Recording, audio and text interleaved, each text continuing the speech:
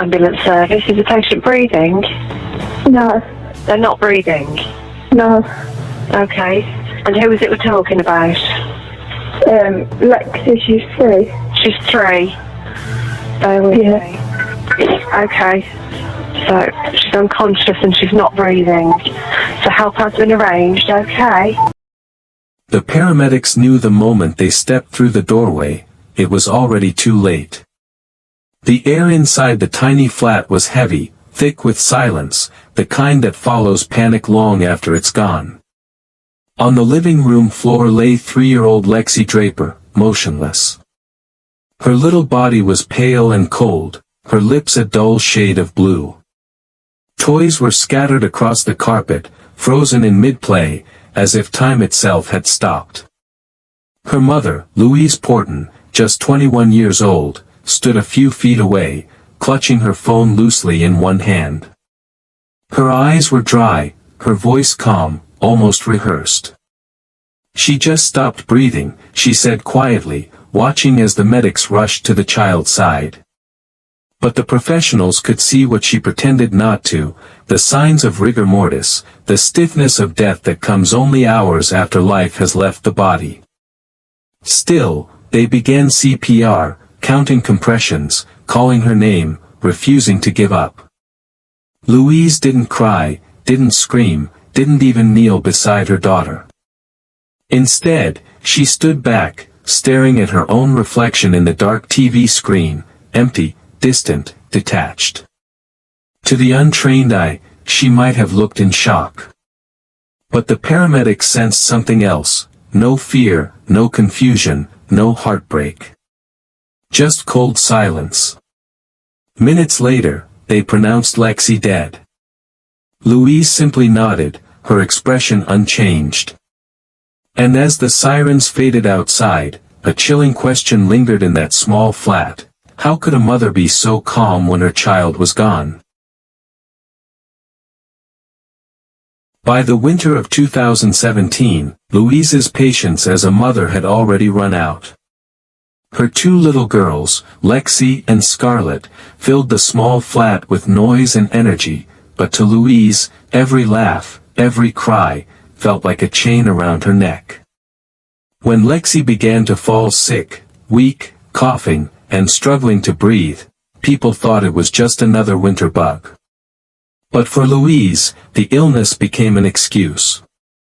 Late at night, while her daughters slept, she scrolled through her phone, searching things that would later horrify investigators. Can a child die if they can't breathe? Can you die if your nose is blocked and your mouth taped shut? The glow of the screen lit her face as she read quietly, her mind already wandering to darker places. Days later, Lexi suddenly stopped breathing. Louise called emergency services, her voice calm, emotionless. "She's not breathing." Paramedics arrived to find the child pale and terrified, but alive. In the hospital, Lexi clung to life while her mother barely looked up from her phone. Nurses whispered that she seemed cold, detached, almost bored. When doctors discharged Lexi a few days later, Louise smiled, thanked them politely, and went home as if nothing had happened. A week later, it happened again. Louise called for help with the same chilling calm. But this time, Lexi was gone. Paramedics tried desperately to bring her back, but her body was already cold. Louise stood nearby, blank-faced, watching as if it were someone else's child. At the hospital, when doctors confirmed Lexi's death, she didn't cry. She simply asked to use the toilet, and there, she took selfies in the mirror.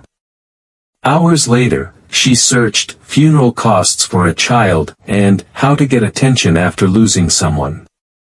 The next morning, she posted a GoFundMe link with Lexi's photo and the caption, "Help me give my angel the goodbye she deserves." The sympathy flooded in. And for the first time in weeks, Louise smiled, not because she missed her daughter, but because the world was looking at her again.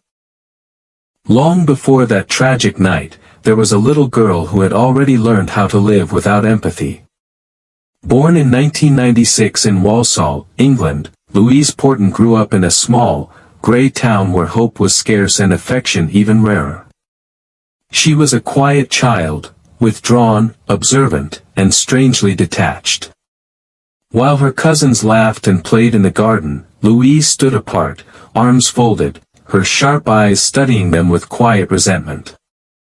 Her childhood wasn't filled with hugs or warmth, it was filled with silence, slammed doors, and the kind of loneliness that hardens a child before they even understand what love means. When her mother eventually left the family, something inside Louise broke, or perhaps it simply froze. She learned that people don't stay, that emotions are dangerous, and that affection must be earned, not given. From then on, she began building a wall around herself, a wall of manipulation and control. As she grew older, that emptiness found new outlets. By her teenage years, Louise had mastered the art of performance.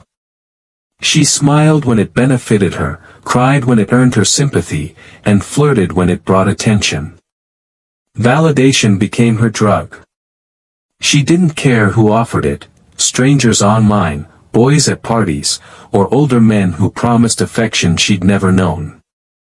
Her social media pages painted a picture of confidence and beauty, but behind every filtered photo was a young woman desperate to be seen, not loved, because love, she had decided, was a weakness. When she turned 18, Louise became a mother for the first time. To most, it's a life-changing moment, the beginning of unconditional love. But for Louise, motherhood was more of an interruption. Late-night parties, endless selfies, and online attention had defined her life. Now she had a crying baby who demanded everything she didn't know how to give. Her first daughter, Lexi Draper, became both her responsibility and her burden. Yet Louise continued living as if nothing had changed, clubbing on weekends, flirting with men online, leaving her baby with whoever was available. By the time she had her second daughter, Scarlett, Louise's life had settled into a chilling routine. 2 small children at home, constant money problems, and a growing frustration that her freedom was slipping away. Friends noticed her irritation when the girls cried, the way she sighed when someone mentioned motherhood, and how often she left them alone for hours. Beneath her calm exterior, resentment was brewing, resentment toward the very lives she had created. She wanted to be seen, admired, desired. But instead, she was invisible, trapped in a world of diapers and responsibility she had never wanted. And in that resentment, that hunger for attention, the seeds of something truly horrifying began to grow.